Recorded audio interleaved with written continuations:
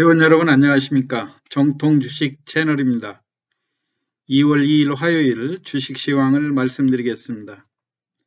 시황을 시작하기 전에 본 방송은 절대로 특정 종목의 매도 매수를 유도하기 위한 방송이 아니고요. 이미 공시된 자료와 과거의 주가 차트를 보고 운영자의 주관적인 판단으로 분석한 내용이오니 참고하시되 최종 판단과 책임은 회원님께 있음을 양지하시기 바랍니다. 그럼 오늘 시황 시작하겠습니다. 오늘은 코스피가 40포인트 상승한 3096을 기록했고요. 코스닥은 6포인트 상승한 963포인트를 기록했습니다. 이틀 연속 강한 상승 흐름을 보여주었는데요. 특히 코스피가 오전장 한때 80포인트 가까이 상승하면서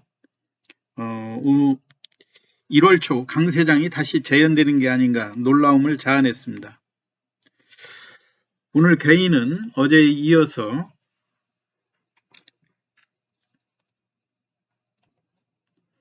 1,800억의 순매도를 보여주었고요. 외국인이 1,900억 순매수. 비교적 어제에 이어서 외국인의 매수세들이 계속 증가하는 그런 모습이고요. 기관은 매수 매도가 오늘 모처럼 균형을 이루어 주었습니다. 특히 개인이 어제에 이어서 주가가 크게 상승할 때 그동안 매수에 치중했던 그런 일부 자금들을 현금화함으로써 훨씬 운신의 폭이 안정되어가는 그런 모습을 보여주고 있습니다.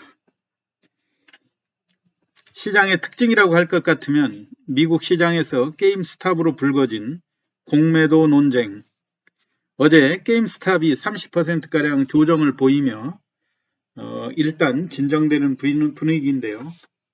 아무리 개인이 단합한다 해도 기관과 외국인을 이기기에는 버겁다는 점, 또 일부 헤지 펀드들이 다소 과장된 손실 표현도 있겠지만 대부분의 펀드들이 한 종목에만 집중해서 공매도를 하는 사례도 없다는 점, 또 바닥권의 공매도로 어려움을 겪기도 하겠지만 주가가 상승할수록 추가로 고가의 공매도가 늘어나게 되면 그만큼 개인으로서도 통일된 행동으로 지속적으로 매수에 대응하기에는 한계가 있다는 점들을 명심하시고 혹시라도 공매도에서 개인이 이겼다는 섣부른 판단은 자제해 주시는 것이 좋을 것 같습니다. 어디까지나 냉정한 대처가 필요한 시점이라고 생각합니다. 그럼 오늘 몇 종목 특징적으로 살펴보도록 하겠습니다. 먼저 어제 공매도 논쟁으로 주가가 큰 폭으로 상승했던 셀트리온이 오늘 4% 15,500원 정도 하락을 했죠. 아무래도 어제 미국 시장에서 게임스탑이 하락의 영향도 있을 것 같고요. 그리고 아무리 셀트리온 쪽에 공매도가 집중돼 있어서 이걸 개인의 매수로 주가를 끌어올린다고는 하지만 셀트리온만 해도 이미 고가주이고 또 시가총액이 40조, 50조에 이르는 그런 대규모의 종목이기 때문에 이걸 개인들의 매수세로 주가를 올리기에는 일정한 그 재료라든가 실적이 뒷받침 되지 않고 단순히 공매도의 논쟁으로 주가를 올리기에는 한계가 있다는 점 오늘 여실히 또 보여줬다고 볼 수 있겠죠. 어제는 외국인들이 미리 이 종목을 선침해를 한 그런 모습들이 보였죠. 어제 96만 주 순매수였는데요. 개인들이 120만 주 매도를 했고 오늘은 외국인들도 순매수를 비록 보여줬지만 전체적으로 매수 강도가 크지는 않았다고 하는 점 일단 당분간은 그 셀트리온도 현재의 흐름에서 공방이 어느 정도 이어질 거로 생각이 되고요. 혹시라도 미국 시장에서의 그 게임스탑에 대한 추가적인 영향이 이 종목에 대해도 좌우할 거라고 생각이 됩니다. 다음으로는 코롱 인더스트리가 오늘 상당히 강한 흐름을 보여주었죠. 코롱 인더스트리가 지난해 4분기 영업이익이 전년 동기 대비 400% 급증한 564원을 기록했다. 그래서 시장 컨센서스를 상회할 것으로 전망되면서 주가가 오늘 큰 폭으로 상승했습니다. 코롱 인더스트리 우선주도 오늘 상한가까지 진입을 했었고요. 오늘 상한가에서 하회하기는 했지만은 특히 코롱 인더스트리 같은 경우 장중에 53,300원까지 급등했다가 주가는 49,100원으로 마무리되긴 했지만 일부 증권사에서 목표가를 상해해서 조정시켰다고 하는 측면에서 향후 점진적인 주가 상승이 기대되는 그런 종목으로 꼽힐 수가 있습니다. 일부 증권사에서 목표가를 다소 과도하게 높게 8만원대까지 목표가를 추정한 그런 보도도 있었지만은요. 오늘 27% 53,300원까지 상승했다가 종가는 49,100원.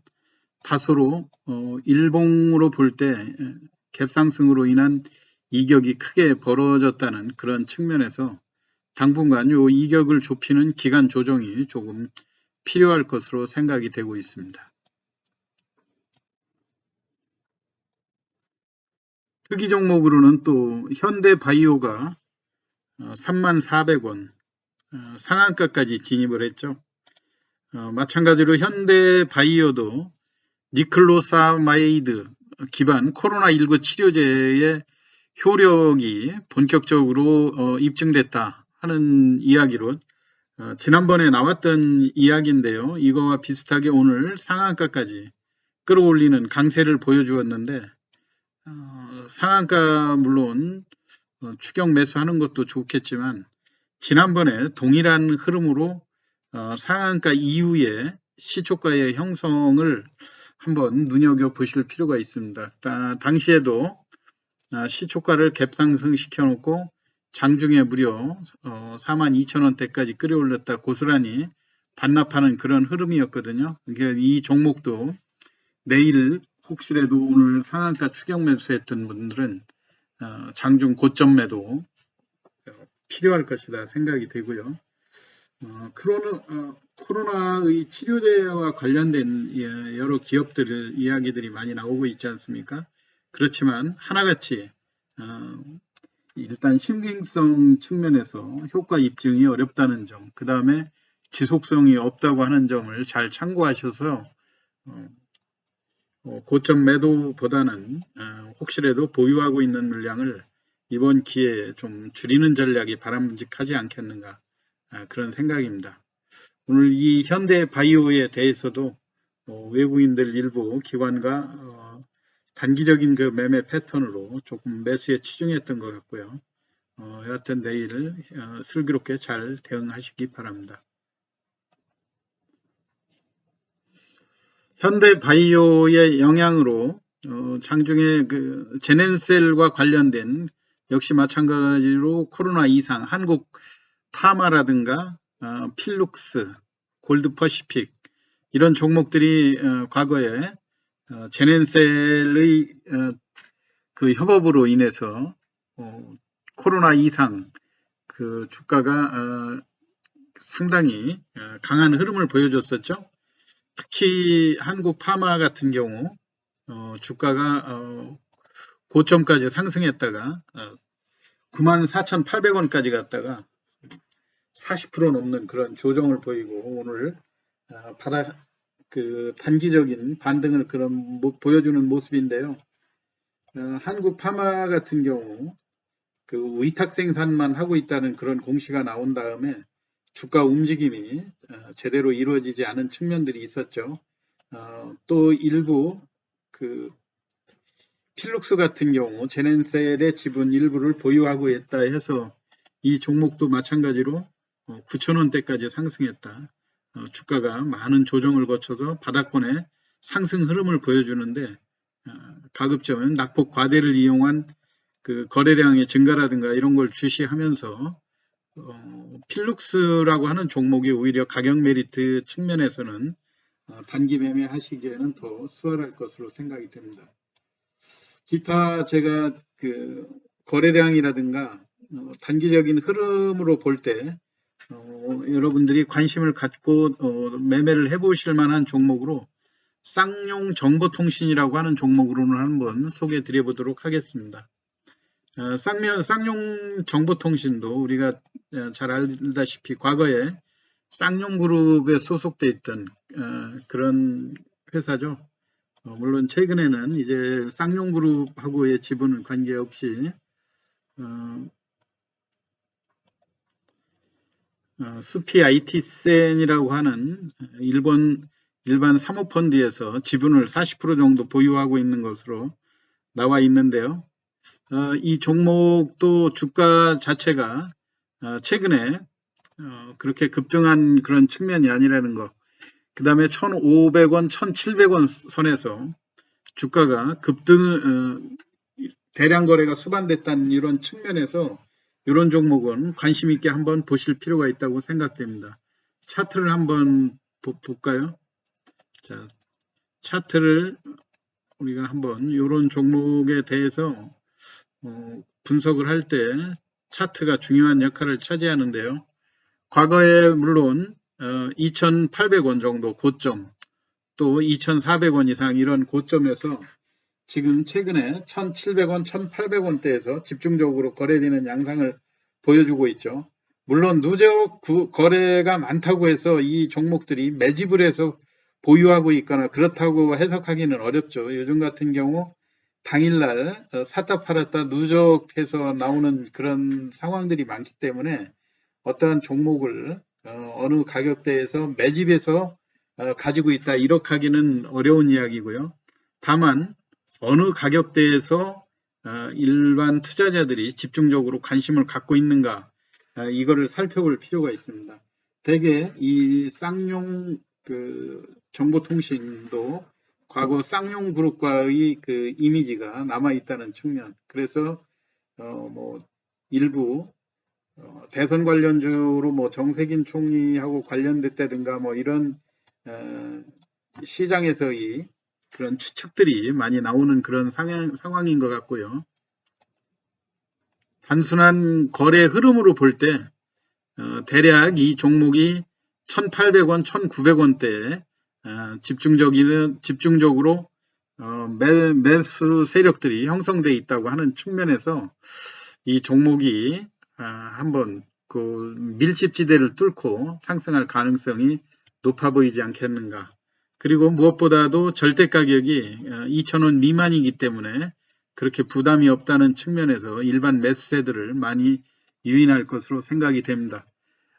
전체적으로 이 지수가 어제에 이어서 연속해서 이틀간 큰 폭으로 상승을 했기 때문에 대형주가 됐든 또 소형주가 됐든 이틀간 급등한 종목으로는 쉽게 매수할 수 없는 그런 그 매수가 주저되는 상황이거든요. 그렇기 때문에 절대 가격이 낮은 이런 중소형주 쪽으로도 간헐적으로 시세가 형성될 수 있다고 하는 측면에서 오늘 일부 중소형주 중심으로 설명을 드렸고요. 내일 또 지금 현재 시장에 여러 가지 기반이 예탁금도 늘어나고 있고 또 공매도라든가 이런 논쟁들도 어느 정도 해결 조짐을 보여가는 그런 상황이기 때문에 특별한 악재가 시장을 누를 만한 그런 악재들이 노출되어 있지 않은 상황이기 때문에 앞으로 추가적인 상승이 점진적으로 이어질 가능성이 높다고 생각이 됩니다. 종목별로 잘 추가 상승이 가능한 그런 종목들, 거래량의 변화라든가 시세 흐름을 잘 관찰하시면서 매매에 참여하시면 좋은 수익을 올릴 수 있을 거라고 생각이 됩니다. 오늘 시황 이거로 마치겠습니다. 경청해 주셔서 감사합니다.